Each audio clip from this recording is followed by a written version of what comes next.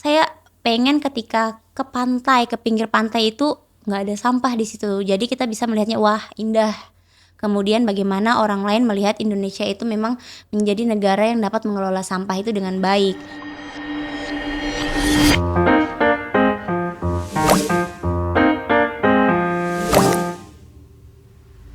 Halo teman-teman sekitar kita, kembali lagi di podcast Sekitar Kita by Society of Renewable Energy. Kenalin, nama aku Nisa, aku akan memandu jalannya podcast kali ini. Dan tentunya aku di sini nggak sendirian, aku ditemanin oleh tamu yang keren banget. Dan nantinya kita akan mendapatkan informasi yang bermanfaat bagi kita semua. Oke, halo Kak Ewin. Halo, selamat malam Nisa. Selamat malam Kak, gimana nih Kak kabarnya? Untuk sampai hari ini sangat luar biasa ya. Wih, mantap. Alhamdulillah ya, Kak. Nah, jadi hari ini kita akan membahas terkait pencemaran laut gitu ya. Nah, tapi sebelum kita masuk ke dalam materi nih, Kak, mungkin boleh nih, Kak, kalau misalkan Kakak kenalan terlebih dahulu. Mungkin bisa dikasih tahu nih background dan juga Kakak kuliah di mana dan juga Kakak saat ini kegiatannya apa aja, lagi aktif di mana. Oke, udah boleh mulai nih kan ya. Ya, teman-teman semuanya, perkenalkan, nama aku Ewin Valuvi Irianti. Saat ini aku sedang bekerja di Ekonusa Foundation sebagai Youth Program Koordinator.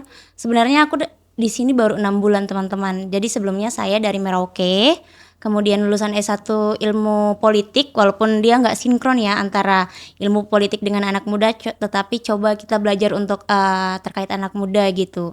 Jadi kalau ditanya hari ini sibuk apa nih banyak ya. Banyak kegiatan, tetapi juga banyak pekerjaan yang memang harus dikerjakan secara bersamaan. Tapi semuanya enjoy sampai saat ini. Iya, jadi teman-teman kalau sering ngikutin perkembangan isu-isu lingkungan pasti tahu bahwa salah satu organisasi atau komunitas yang aktif di lingkungan memang sepanjang ini adalah ada Eco Defender dan penjaga laut. Kebetulan saat ini saya sedang diamanahkan menjadi koordinator nasional untuk penjaga laut dan Eco Defender. Oke, tadi kan telah dikatakan gitu ya kalau misalkan Kak Ewin ini juga dari komunitas Eco Defender dan juga penjaga laut. Nah, mungkin boleh dijelasin nih Kak, perbedaan Eco Defender dan juga penjaga laut itu apa sih? Kalau penjaga laut itu kita fokusnya ke hampir seluruh cakupan Indonesia, dari Indonesia Timur ke Indonesia Barat gitu. Jadi kita general. Teman-teman yang memang memiliki fokus kepada lingkungan, kepada laut, akan tergabung menjadi anggota penjaga laut asalkan dia dapat mengikuti syarat-syarat dan ketentuan. Kemudian yang kedua adalah Eco Defender. Kalau kita berbicara soal Eco Defender sendiri, merupakan program anak muda yang diinisiasi oleh Ekonusa. Jadi Ekonusa itu mempersiapkan anak-anak muda untuk menjadi diplomat lingkungan di wilayah Indonesia Timur. Jadi Eco Defender itu enggak tersebar di seluruh Indonesia, enggak. Dia hanya di beberapa wilayah intervensi kerja Ekonusa. Ada di Sorong, di Manokwari, di Jayapura, di Kaimana, di Merauke, di Ambon, dan di Jakarta. Kenapa Jakarta? Karena kami merasa bahwa untuk mengakses informasi yang lebih banyak, sehingga kita juga harus mempersiapkan anak-anak muda di wilayah urban seperti itu. Kemudian Eco Defender sendiri dia berfokus kepada isu-isu lingkungan, baik itu terkait hutan adat, masyarakat adat, kemudian aksi-aksi anak muda yang memang berfokus pada penjagaan krisis ekologi di tanah Papua gitu. Oke, siap. Kan tadi Kakak bilang ya kalau misalkan Kakak jurusannya itu ilmu politik gitu. Nah, tapi pekerjaan Kakak sekarang itu berkaitan dengan lingkungan gitu. Iya. Nah, mungkin boleh diceritain sedikit nih Kak, kenapa Kakak bisa terjun ke lingkungan dan khususnya gitu ya Kak, Kakak kenapa bisa terjun ke penjaga laut seperti itu? Jadi sebelumnya kenapa sih dari orang politik bisa pindah ke orang lingkungan gitu? Itu kan juga gimana sih belajarnya, karena kan kita selama ini bahasnya politik Indonesia, bagaimana keadaan Indonesia saat ini. Tetapi pada tahun 2019 kemarin, Ekonusa sendiri itu mengadakan sebuah program namanya School of Eco Diplomacy yang dilaksanakan di Kabupaten Merauke gitu nis. Jadi aku jadi salah satu pesertanya, kemudian terpilih. Waktu itu tujuan utama untuk itu adalah dapat sertifikat. Dulu sebelum itu bagaimana sih supaya dapat sertifikat untuk menambah portofolio, supaya nanti kalau kerja gampang keterima. Tetapi dengan perkembangan ini akhirnya aku percaya dan menyadari bahwa permasalahan lingkungan untuk anak muda itu sangat minim gitu. Jadi kalau kita mau lihat di data, isu anak muda yang peduli terhadap lingkungan itu paling kecil. Kalau kita mau lihat yang paling pertama itu kan ilmu politik. Anak-anak muda kalau ditanya politik semuanya maju paling depan tahu. Anak-anak muda kalau ditanya tentang kesehatan mereka juga tahu. Anak-anak muda kalau ditanya soal isu pendidikan, habis itu isu-isu lainnya tahu. Tetapi ketika ditanya isu lingkungan, kebanyakan nggak tahu, sehingga mungkin kita harus lebih fokus untuk menyuarakan pentingnya pengetahuan dan pemahaman terkait lingkungan kepada anak-anak muda gitu, khususnya anak-anak muda di Indonesia Timur. Oke, jadi memang sebenarnya lingkungan itu amat sangat penting gitu ya bagi kehidupan kita. Nah juga akhir-akhir ini gitu ya kan marak terdengar gitu terjadinya pencemaran air. Nah salah satunya itu adalah pencemaran laut gitu. Lalu kalau misalkan pencemaran laut ini kan dikhawatirkannya gitu berdampak ke kehidupan kita. Nah takut kan gitu kan. Nah terus juga misalkan kita kan tinggal di Indonesia. Nah Indonesia sendiri ini kan merupakan negara kepulauan yang pastinya di sekeliling kita ini merupakan laut gitu kan ya. Nah, menurut Kakak nih, kualitas laut di Indonesia saat ini tuh kayak gimana sih, Kak?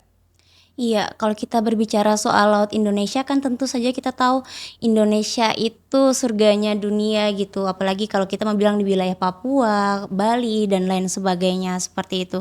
Cuma hari ini kita harus menyadari bahwa laut kita sedang tidak baik-baik saja.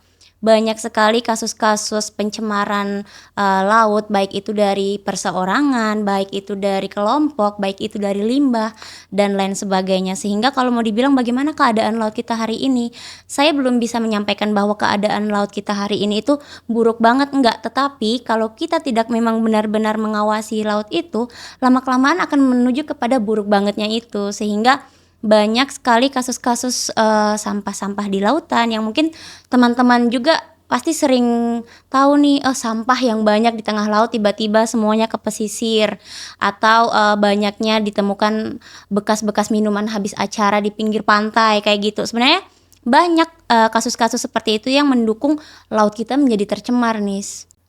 Oke, untuk selanjutnya gitu ya Kak, Kakak kan tadi mengatakan kalau misalkan baru 6 bulan nih ya Kak di Jakarta gitu. Nah, perbedaan setelah tinggal di Jakarta dengan pas Kakak tinggal di rumah Kakak, dari asal Kakak gitu, apakah ada perbedaan signifikan nggak sih Kak terkait sampah-sampah di laut yang ada di Jakarta maupun yang berada di asal rumah Kakak, seperti Mhm. itu? Jadi yang seperti aku sampaikan bahwa, sebenarnya saya dari Merauke, kemudian di sini baru 6 bulan ya, Nis, ya. Tentu kaget, apa sih kalau orang bilang culture shock gitu. Culture shock yang pertama adalah udara. Udara ini juga menjadi isu lingkungan, kemudian dia juga berimbas kepada keseluruhan ekosistem yang ada di bumi gitu. Kemudian terkait sampah. Kalau saya mau bilang sampah di wilayah Indonesia Timur itu bukan berarti dia lebih sedikit, karena apa? Karena Jakarta ini padat penduduk. Masyarakat bingung nih mau buang sampah kemana, harus kemana. Kita hari ini kalau melihat data kembali nih masyarakat ataupun saya pribadi paling sedikit dalam satu hari mengkonsumsi 3 sampah plastik. Pergi beli jajan kita ada sampah plastiknya, beli cilok ada sampah plastiknya, atau beli minuman botol itu juga bagian dari sampah plastik, sehingga perbedaannya sangat besar sih. Kalau di sana saya masih bisa melihat pantai yang memang di pinggirannya bersih. Tetapi kemarin saya sempat ke salah satu pantai di Jakarta, di Tanjung Pasir gitu. Semuanya udah hampir seluruhnya adalah sampah gitu. Jadi memang perbedaannya signifikan. Mungkin juga ini karena didukung oleh padatnya penduduk gitu. Kalau di wilayah timur masih sedikit penduduknya, bukan berarti yang sedikit banget enggak ya. Jadi jangan berpikir kita paling 100-200 orang, enggak. Sesuai dengan kondisinya gitu. Jadi cukup kaget, tetapi pada akhirnya kita memang harus bisa menyesuaikan. Sehingga saya berpikir bagaimana supaya saya dapat menyuarakan bahwa kita harus mengurangi sampah plastik nih di Jakarta.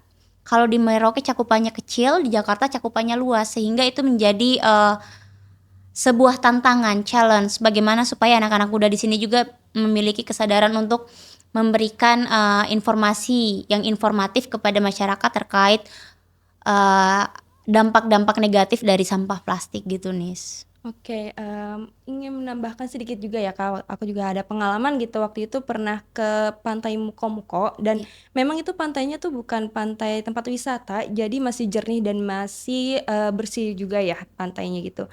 Dan memang bisa dikatakan gitu ya karena, minimnya aktivitas manusia di sana jadi, minim juga gitu sampah-sampah yang ada di sana.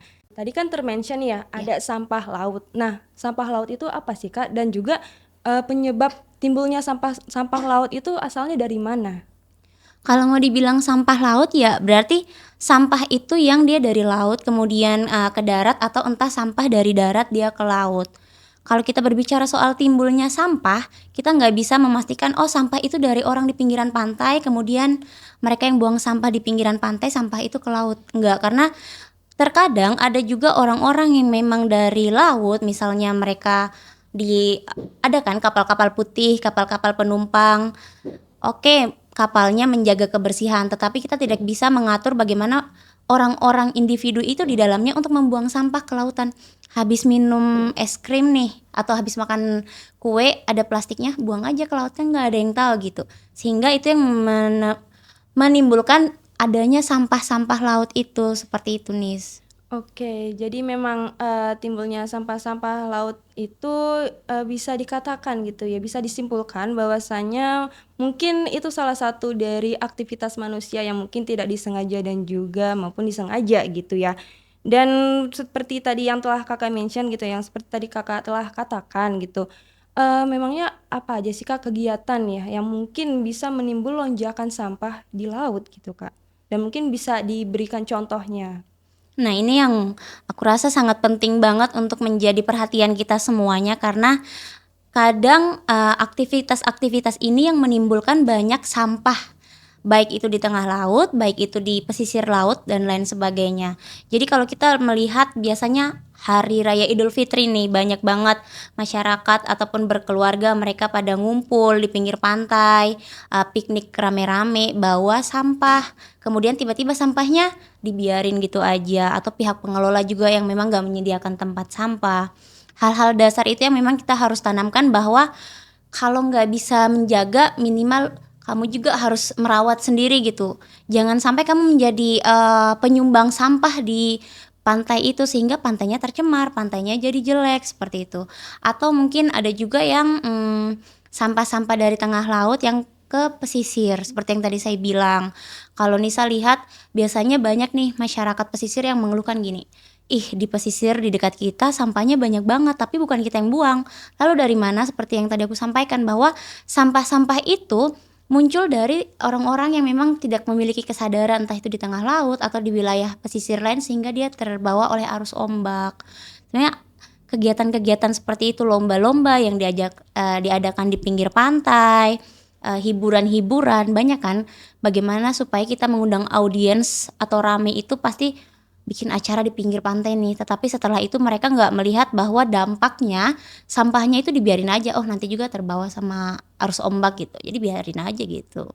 Oke, berdasarkan kegiatan-kegiatan tersebut gitu ya, terdapat data gitu terakhir tahun 2021 bahwasanya di Indonesia ini merupakan peringkat kelima ya di wilayah Asia yang suka membuang sampah ke laut gitu. Nah menurut Kakak nih, di Indonesia sendiri tuh udah ada program-program belum ya Kak, yang memberikan apa ya, seperti, kelestarian ataupun kebersihan bagi laut di Indonesia? Apakah sudah ada program-programnya? Sebenarnya kalau mau dibilang program itu baik datang dari pemerintah, baik itu dari instansi, baik itu dari organisasi dan komunitas sangat beragam program itu. Tetapi kita kembali lagi bahwa program itu nggak akan terlaksana ketika tidak ada orang-orang yang memang, bekerjanya dengan tulus gitu. Kadang kita, oh ya udah ikut aksi sehari aja selesai. Kalau mau dibilang program, ada program kami dari penjaga laut sendiri sebagai komunitas, kami, ada aksi tahunan yang peringati setiap tanggal 28 Oktober nih, namanya Aksi Muda Jaga Iklim. Kenapa Aksi Muda Jaga Iklim? Karena, aksi itu yang harus menumbuhkan kesadaran kepada anak-anak muda di seluruh Indonesia nih. Jadi kalau kita nggak bisa ngajak masyarakat-masyarakat yang usianya mungkin udah 40 tahun ke atas, kita pergunakan semangat anak muda gitu. Kemudian ada aksi dari pemerintahan misalnya mereka juga melaksanakan pembersihan pantai setiap hari Minggu gitu. kegiatan itu berskala. Jadi setiap minggu dilakukan pembersihan pantai, tetapi masyarakat di pinggir pantai juga kadang membuang sampah sehingga, oh berarti kendalanya bukan dari pemerintah tetapi dari masyarakat. Jadi banyak sih, program-program yang sudah dilaksanakan oleh pemerintah maupun, unsur-unsur pendukung, tetapi kembali lagi kepada masyarakatnya, kepada support di dalamnya, apakah memang dia bisa mendukung gitu. Oke, lanjut gitu kan. Tadi Kakak kan mention bahwa, anak muda itu memiliki peran yang cukup besar gitu ya terkait, meminimalisir sampah yang ada di Indonesia ini kalau bisa gitu ya. Nah, menurut Kakak gitu, kira-kira peran anak muda yang dapat dilakukan, yang dapat digerakkan gitu ya oleh anak-anak muda di Indonesia tuh apa sih Kak untuk meminimalkan sampah, mungkin sampah yang ada di laut ya terutamanya? Kalau berbicara soal sampah di laut kita, harus memiliki akses dulu yang pertama karena nggak mungkin dong kita harus berenang ke tengah laut, ngambilin sampah satu-satu gitu. Jadi bagaimana caranya supaya sampah di laut itu dapat terminimalisir gitu. Karena kembali lagi seperti yang tadi aku sampaikan nih, bahwa sampah yang ada di lautan itu bukan berarti dari orang di pesisir dan bukan berarti berada dari orang yang di tengah laut. Sehingga itu juga harus memang kita, identifikasi kembali kan, sehingga pada hari ini teman-teman mungkin lebih kepada aksi nyata. Kalau memang teman-teman nggak bisa langsung ke lautan, di pesisirnya gitu. Kita coba untuk meminimalisir pembuangan sampah-sampah plastik yang ada di sekitar, pesisir pantai gitu. Teman-teman bisa melakukan aksi-aksi, baik itu aksi beach clean up, teman-teman bisa susur pantai, teman-teman bisa lakukan juga penanaman mangrove. Kenapa mangrove? Karena mangrove itu dia bisa menahan sampah dalam jumlah banyak gitu, sehingga kadang banjir ataupun abrasi dan lain sebagainya dapat tertahan oleh mangrove. Kalau Nisa pergi ke wilayah yang banyak mangrove-nya tuh, coba deh di bagian akar-akarnya itu pasti banyak banget sampah-sampah kain, sampah-sampah plastik yang memang dia tersangkut di situ gitu. Sehingga aksi hari ini bukan harus aksi yang mengajak ribuan orang, enggak. Kita bisa 15, 20, yang penting dia dapat, lanjut gitu, jadi nggak hanya besok aksi udah habis itu dibiarin aja, seperti itu sih. Oke, itu kan untuk aksi-aksi yang dapat dilakukan di tempat gitu ya, Kak. Nah, tapi kalau misalkan ada anak muda nih yang di perkotaan yang jauh dari laut gitu, kira-kira mereka bisa melakukan apa sih, Kak, untuk mencegah banyaknya atau mencegah timbulan sampah yang ada di laut tuh semakin meningkat? Kalau berbicara untuk di wilayah urban ya kita, bagaimana, hubungannya dengan wilayah pesisir gitu. Anak-anak muda bisa mungkin memberikan edukasi, karena edukasi ini penting untuk masyarakat yang nantinya akan pergi berlibur ke laut. Berlibur ke pinggir pantai pada yang tadi seperti aku bilang bahwa ada acara-acara yang dilaksanakan di pinggiran pantai, sehingga yah ayo kita bikin ini dong pemberitahuan bahwa bawa pulang sampahnya tuh, jangan dibuang di situ karena pantai bukan tempat sampah yang disediakan untuk kalian gitu. Memang kalau kalian ingin merasakan suasana yang terus-menerus baik, ya udah mari kita sama-sama menjaga seperti itu. Anak-anak muda di wilayah sini juga mereka lebih fokus kalau untuk, volunteer-ku, lebih fokus untuk aksi-aksi yang memang menggaungkan terkait iklim gitu. Karena kita harus melihat, permasalahan sesuai dengan wilayahnya, seperti itu sih. Iya, jadi memang ya, terkait permasalahan sampah ini gitu, harus ada kesadaran dari diri kita masing-masing gitu ya. Nah, karena melihat banyaknya sampah di laut gitu, kira-kira apakah ada dampak gitu ya Kak yang ditimbulkan akibat pencemaran laut ini yang disebabkan oleh sampah-sampah tersebut? Nah, mungkin dampaknya itu apakah, dapat berpengaruh terhadap biota laut, ekosistem laut, lingkungan, bahkan manusia itu sendiri gitu? Kalau berbicara dampak dari hal negatif pasti ada ya, apalagi ini sampah sesuatu yang terurai membutuhkan waktu ratusan tahun. Kalau kita melihat, dari hasil-hasil penelitian, dari data bahwa ada beberapa, ikan yang kita temukan di dalamnya ada sampah ini nih, apa sih, botol minuman gitu. Nah, bagaimana akhirnya ikan itu dia mati dan lain sebagainya, hal-hal seperti itu yang memang tidak pernah kita pikirkan. Atau mungkin laut yang tercemar, laut yang dulunya indah, sekarang kalau kita mau ke pinggir laut, astaga, ini sampah semuanya gitu. Dari ujung sepanjang mata memandang adalah sampah. Kemudian kalau kita bilang pencemaran laut dalam skala besar mungkin saat ini belum. Tapi kenapa aku bilang saat ini belum, ketika kita masih nggak mempunyai kesadaran akan menuju ke oke, Indonesia menjadi bagian untuk laut yang tercemar sampah kalau memang semua masyarakatnya tidak saling membantu ataupun mensupport untuk menjaga kelestarian laut kita gitu. Oke, jadi memang ya kalau misalkan, di Indonesia sendiri ini, sampai kepada pencemaran laut itu belum terlalu banget gitu ya. Tapi kalau misalkan, kesadaran masyarakat itu dibiarkan begitu saja, terus tidak ada upaya-upaya dari pemerintah ataupun dari, NGO-NGO yang ada di Indonesia gitu, itu akan mempengaruhi tingkat pencemaran laut yang nantinya akan makin tinggi, seperti itu ya. Oke, selanjutnya gitu. Mungkin ini pertanyaan terakhir ya, Kak.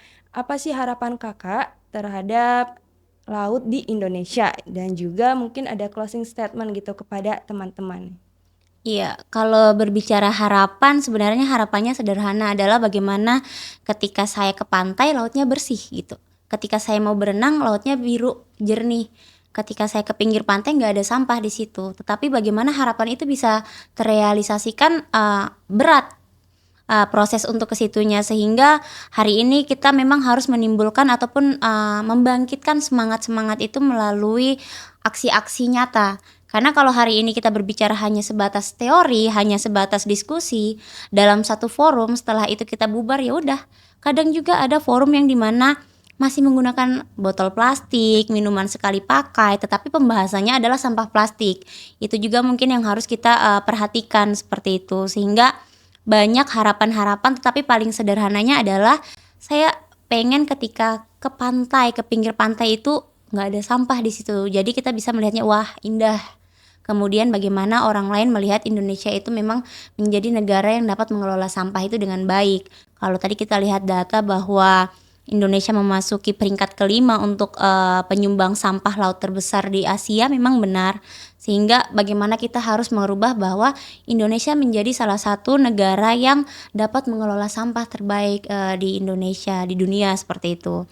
Kemudian kalau mau dibilang harapan, sudah closing statement dari saya sebenarnya hari ini kita harus percaya dan mengamini bahwa kita harus sama-sama menjaga laut kita.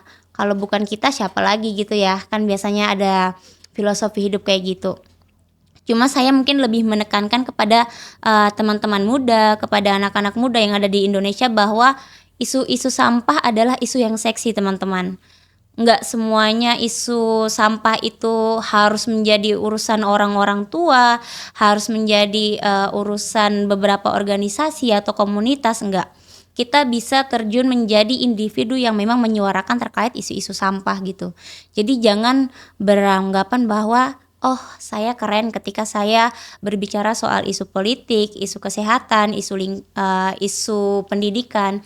Tetapi ketika berbicara soal isu lingkungan saya terlihat nggak keren. Jangan pernah menjadikan standar kekerenan diri dengan apa yang kita pelajari. Sehingga mari teman-teman semuanya kita sama-sama untuk berkolaborasi, menyatukan visi misi untuk menjaga lingkungan menuju Indonesia bersih 2045. Mungkin dari aku seperti itu, Nisa.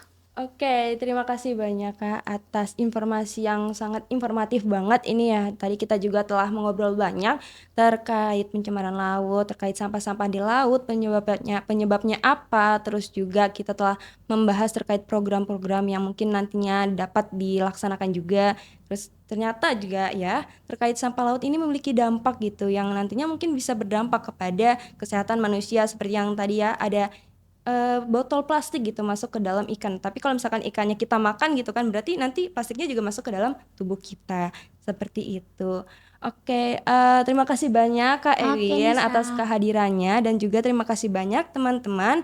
See you in the next podcast sekitar kita.